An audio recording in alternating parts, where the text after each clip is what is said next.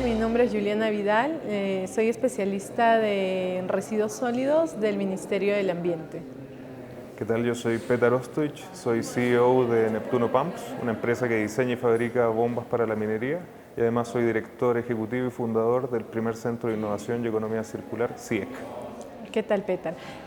Bueno, este tema es un poco de economía circular, entonces yo te comento un poco lo que pasa en el país. En Perú acabamos de aprobar una norma que busca priorizar el tema de los residuos desde antes que sea un residuo. Entonces yo veo que Chile ha avanzado mucho en todas estas normas y quisiera saber cómo ha sido ese avance, ¿no? Bueno, en Chile tenemos la suerte que se ha avanzado muchísimo y yo creo que el primer gran sello que se dejó fue esta primera ley de responsabilidad extendida del productor, que en primera instancia tiene 6 productos, entre ellos las pilas, ciertos electrodomésticos, donde el fabricante o productor va a tener una responsabilidad durante todo el ciclo de vida. Yo creo que con este primer paso Chile queda dentro de los países como Dinamarca, Japón, China, que ha dado pasos bien sólidos hacia una economía circular, y yo creo que finalmente va a ser un muy buen ejemplo como para que otros países en América Latina sigan en este camino.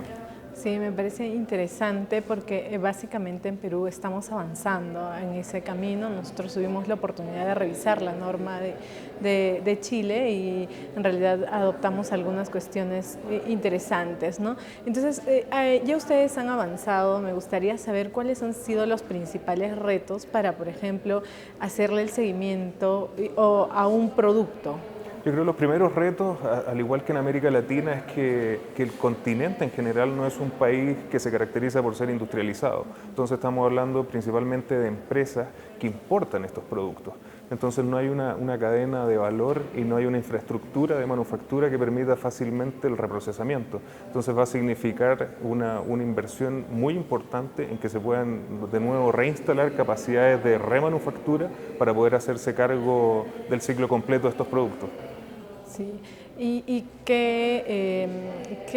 digamos, qué recomendaciones darías al Perú que está iniciando en todo esto, ¿no? Porque yo te puedo comentar que existen como que casos aislados o casos de muchas empresas que están tratando de ingresar el tema de economía, pero como norma recién la tenemos. Entonces, ¿cuáles serían, digamos, nuestra línea de acción desde el punto de vista de ustedes? Yo creo que la recomendación es, al igual que Chile, el pensar que esto es una transición, que es evolutivo y que primero se tienen que identificar productos que tengan un gran impacto y ponerlos de a poco durante el tiempo, no tratar de abarcar mucho. Yo creo que esa es la primera recomendación. Y segundo, tener claro que esto va a ser un nuevo modelo económico que va a generar muchísimo empleo y va a generar PIB finalmente. Y este modelo económico, ¿cómo se sustenta? O sea, ¿quién es yo entiendo que el productor es el que se encarga de manejar todos sus residuos. En el caso de Perú nosotros manejamos el tema de los residuos de aparatos eléctricos y electrónicos, que es un tipo de responsabilidad extendida del productor, pero hay todo un sistema y un costo que lo asume el productor. En este caso, en Chile trabajan productores únicos, en asociaciones de productores. Yo creo que es un punto súper importante, y lo dijo en su presentación el ex ministro Pablo Badenier, que yo creo que naturalmente esto, como va a ser un costo extra para los fabricantes o importadores en este caso, necesariamente tiene que pasar por una ley, y esa ley tiene que facilitar ciertos procesos, si no va a ser inviable económicamente, ¿no? Y yo creo que es súper importante que hayan ciertas alianzas donde se trabaje con grupos de recicladores, con otras empresas de manufactura o remanufactura, para que estos costos sean disminuidos considerablemente y esto tenga éxito. Para nosotros, desde Chile, siempre Perú es un caso muy interesante. Primero porque somos países hermanos muy cercanos, y también porque particularmente compartimos una de las industrias que es súper importante, como es la minería en América Latina, y particularmente de un recurso natural muy importante para el futuro bajo en carbono, que es el cobre, que con todo este movimiento de electromovilidad y eficiencia energética va a aumentar en su requerimiento. ¿Cómo se está viendo desde Perú la posición de la minería en todo este papel en una economía circular?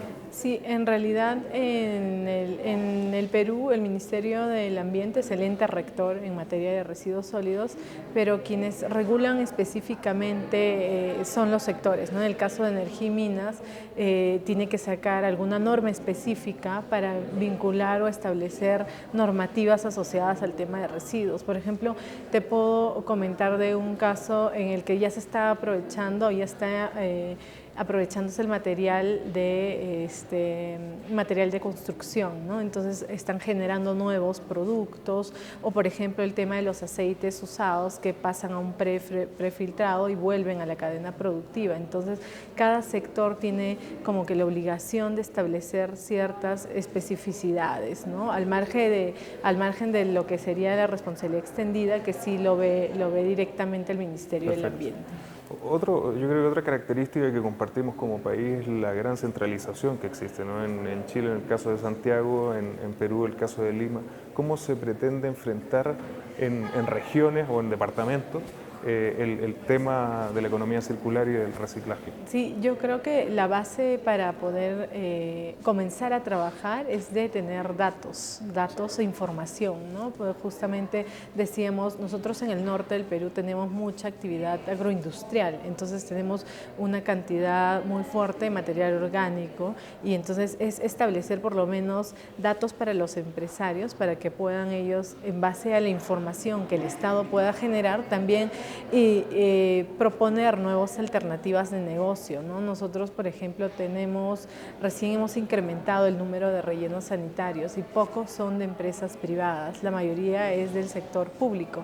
Entonces es porque a nivel sectorial también se tienen que ir trabajando datos reales para estimular la inversión, ¿no? O sea, por ejemplo, si yo quisiera trabajar el tema de camales o utilizar los restos de animales para producir alimentos entonces eso también es una economía circular, pero va a depender básicamente del sector con orientación del Ministerio del Ambiente. Una última pregunta, ¿existe dentro de la planificación en Perú el adoptar una política que use el concepto de economía circular así de...? Sí, nosotros ya este concepto está plasmado en la norma. Nosotros el año pasado acabamos de aprobar la nueva Ley de Gestión Integral de Residuos Sólidos, porque nosotros tuvimos una ley anterior del año 2000, entonces esa ley fue un poco más lineal, ¿no? O sea, solo se veía un poco el tema sanitario. Esta nueva ley incorpora el tema sanitario, el tema ambiental y sobre todo el económico, ¿no? Entonces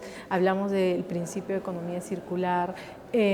Proponemos también que aquel material que vaya a ser utilizado dentro de algún otro proceso ya no sea considerado residuo, sino un material de descarte. Entonces sí estamos considerando todas esas innovaciones y, como te decía, no verlo desde el punto de vista de que se generó el residuo, sino más adelante, ¿no? Desde el diseño del producto, instrumentos que vienen desde el diseño y luego ya es post-consumo, ¿no?